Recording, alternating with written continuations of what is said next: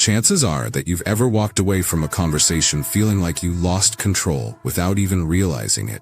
You said yes when you meant no. You agreed to things you didn't want. You felt manipulated but couldn't pinpoint how. What if I told you that conversation isn't random? It's a chess game. And right now, you're playing without knowing the rules. This is the detail most people overlook. Every conversation has a power dynamic. Someone's leading, someone's following. And if you're not aware of the psychological tricks at play, you're probably being led. But here's what's fascinating.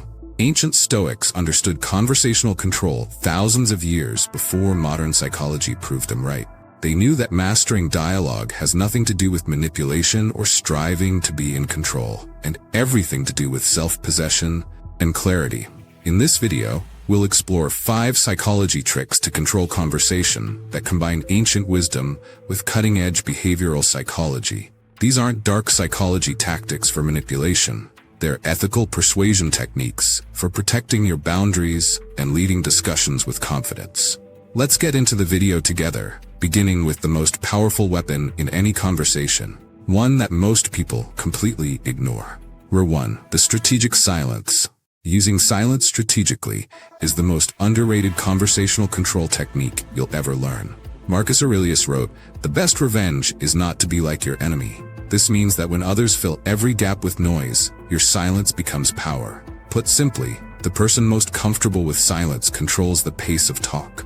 Think about your last negotiation or difficult conversation. Who spoke first after a pause? Probably you. That's a tell. When you rush to fill awkward silences, you reveal anxiety, give away leverage, and lose the psychological advantage in debate. Here's how this works in practice.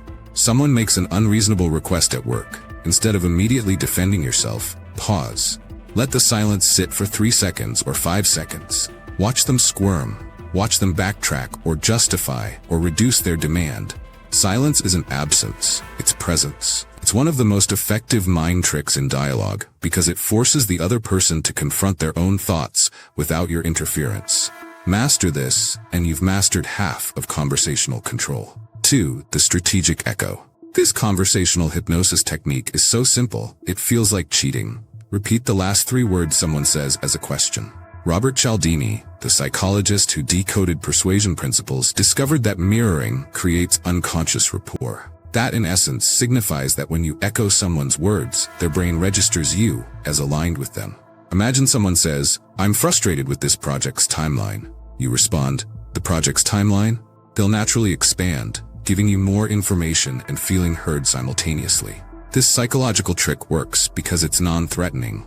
You're not agreeing or disagreeing. You're not offering solutions. You're simply reflecting, which makes people feel understood, one of the deepest human needs. I've used this technique in everything from first-date conversations to business negotiations. The results? People open up. They share more. They trust faster. And here's the key. Trust is the foundation of influence. You're not manipulating their thoughts. You're creating space for genuine connection while maintaining conversation dominance. The echo technique is particularly powerful for managing awkward conversations because it buys you time to think while keeping the dialogue flowing. 3. The power of framing. Using framing in conversation means you control which reality people accept before they even realize there's a choice. As Daniel Kahneman demonstrated in his research on cognitive biases, how you present information matters more than the information itself. This means that controlling the narrative in a talk starts with how you frame the opening premise. Here's the difference. Weak framing. Do you want to meet Tuesday or Wednesday? Strong framing. Tuesday works better for me, does that work for you? See what happened in this case? The strong version assumes agreement and offers a simple yes-no, while the weak version surrenders control by presenting equal options. Politicians and master negotiators use this constantly. They're not asking if you agree with their position. They're asking which version of their position you prefer.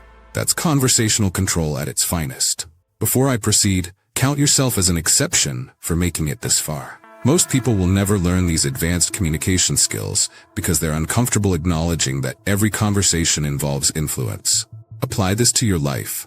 Next time someone tries to control your schedule, don't respond to their frame. Create your own. "I'm available after 3 p.m. on Thursday" beats "When do you want to meet?"